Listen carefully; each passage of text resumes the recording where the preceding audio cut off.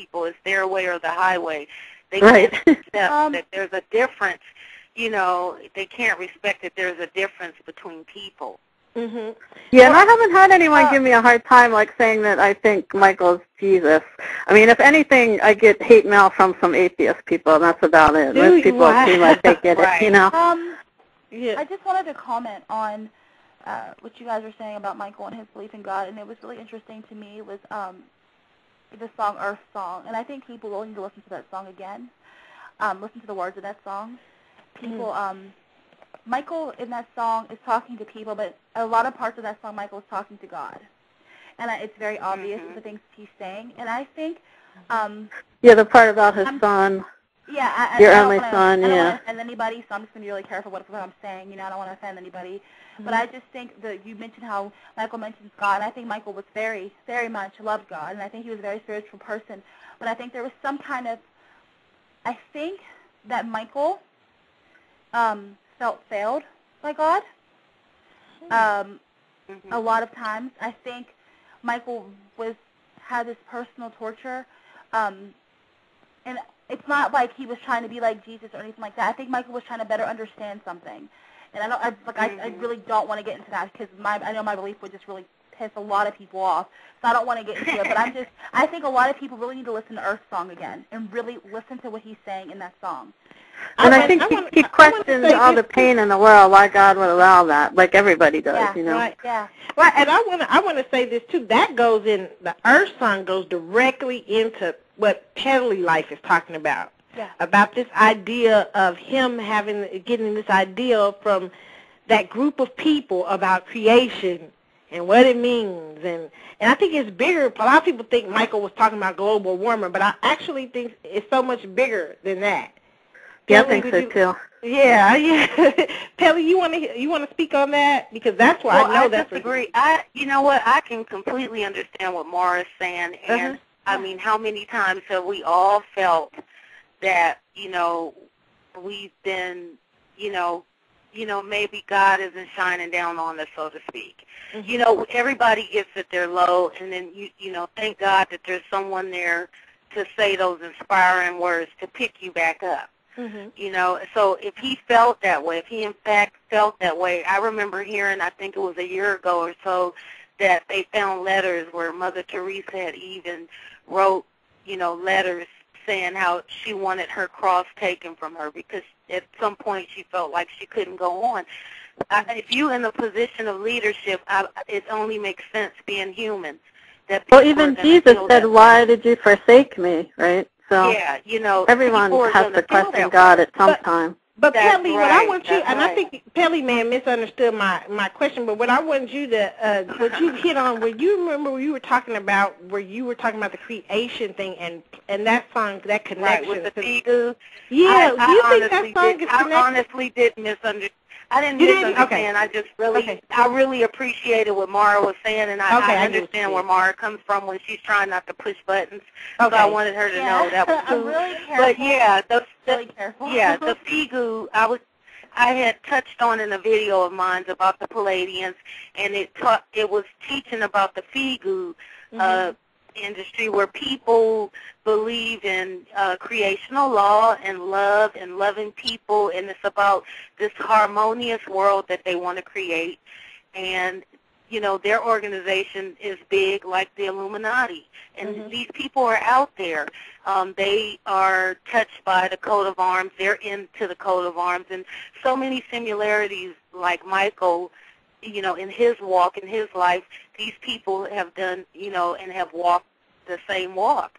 And so I was saying that, it would only make sense, him being world-renowned, that he, if anybody would have met or came in contact with some of these people, that forms us. When we learn, when we meet people, it forms us. It like Tom was just saying, he doesn't smoke cigarettes because of Yuri. Who's to say that Michael didn't come in contact with these people, because pretty much how he was and what he exhibits is what these people teach. That's what they teach about love, creation, the planet, how we are to treat each other, how to, turn your cheek if somebody slaps you in the face. And that's kind of how I saw Michael, as I grew up with him. That's exactly what he did. He turned the other cheek when people slapped him in the face. And so that was just one video theory that I did on his life. Okay. Do you think at any point Michael got tired of turning the other cheek? And he got crazy. Yeah, I think he had his breaking points at times where he would get mad. Go ahead. You go first. If you listen to threaten, then you know. And then, I tell people all the time, that video he did, gosh, Mara, help me, the one where he's got all the soldiers marching and they have the eye up on the building history there. trailer. Yeah, that's from the history trailer. I tell people all the time, that is not the Illuminati eye, that is Michael's eye. Yeah, it is. I tell people that all the time. That's Michael's eye. You like look at the lashes, look at the eyebrow. It's his eye. He's saying, it's okay, a pretty now eye. I'm watching you. He's saying, now I'm watching you. And didn't Yuri did the artwork for that too, I think. So okay. So I'm going to take a caller because this person's been waiting on the line a while. 306. You're on with the Carlotta Chatwood show. Hello, 306. Oh, yeah, I think you're coming in a minute here. 306. I think I just lost you. 306. Okay, 306, call back if you want to call into the Carlotta Chatwood show because I know you've been waiting a long time, so definitely call back in because I was just getting ready to get you. But now I'm going to get 646. 646, welcome to the Carlotta Chatwood show. 646. Hello? 646. Oh, hello? Oh, hello? Hi. Oh, hi. How are you? I'm fine. How are you? Good, I'm fine. Did you have a question? Tom and Mara. Tom is gone, but Mara and Petley Life and Magical Escapism are on. Hi. Oh, okay. Oh, hi, Mara. Yes, I just tuned in. Okay. And I watch you and Tom's videos, and they're amazing. Mm-hmm. And I just have you're welcome. I have a question. Like, for example, Janet has been on shows like Robert's Interview and the Oprah Show. Mm-hmm. And do you think that these talk show hosts are in on it? Or? I don't think that talk show hosts are in on it. I think people are suspicious and somebody's got to talk, and I think they've had enough of Jermaine and LaToya talking. It seems like they went from Jermaine and LaToya to like the most level-headed people in the family, which is obviously Janet and Rebe, So, I mean, obviously they're the most normal ones in the family. No offense to the rest that are listening. We're not going to beat around the bush here. It is what it is. Okay.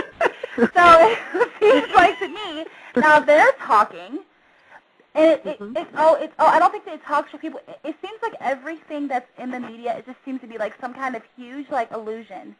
Mm-hmm. Everything is meant to confuse people, and it's a survival of the fittest. Who can handle it? There are hoax video makers dropping off like flies, but I'm not going anywhere. Oh, okay. So I don't think they're on it. I think Larry King is on it. That's the only one I think. Oh, I think Larry King is definitely in on this hoax. Hey, Carl, did you have another question? No. Well, thank you for... Okay, well, thank you for calling in. I hope I didn't make... Oh, okay. Thank you so much. Thank you for calling in. You're welcome. Okay, bye.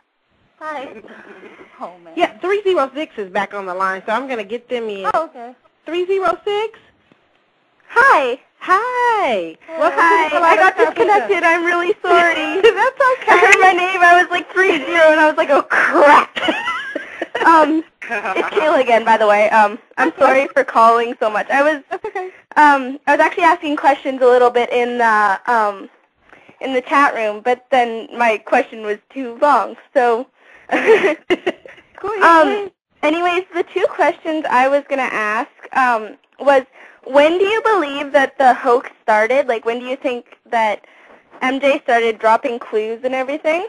And then the show, the Aphrodite Jones, I believe her name is, that was on Tuesday or whenever it was. Do you believe that, like, the people on there were aware of what's going on, or... Because they were talking about his death a lot. Okay, I'm going to have each person ask the question, starting with Mara, because I think that's something that all of them, because that's a good one. Yeah, that's a great one. Yeah. Good. I already forgot the first part of your question. When do you believe when did that it start? he started dropping clues? I think that the hoax has been in Michael Jackson's mind since he was a little kid and kind of wanted to be done with this. I think Michael's been trying to find a way out of this for a very long time. I don't know if the hoax, I think the actual execution of the hoax might have just probably started within the last maybe like 9 or 10 years. But I think that Michael Jackson has been plotting and planning for a very long time about a way to, I think Michael loves performing. He loves being an artist, and it's his life. It's all that he knows. But I think he's been looking for a way to, again, like Carlotta said, top himself for a very long time, since Thriller. So that's the first answer to that. That's just my opinion. I mean, I could be wrong, of course. But the second part, the Aphrodite, Kayla, I actually watched it after you told me to watch it. I watched it, and I just thought that was really interesting. I don't know if people are on it, but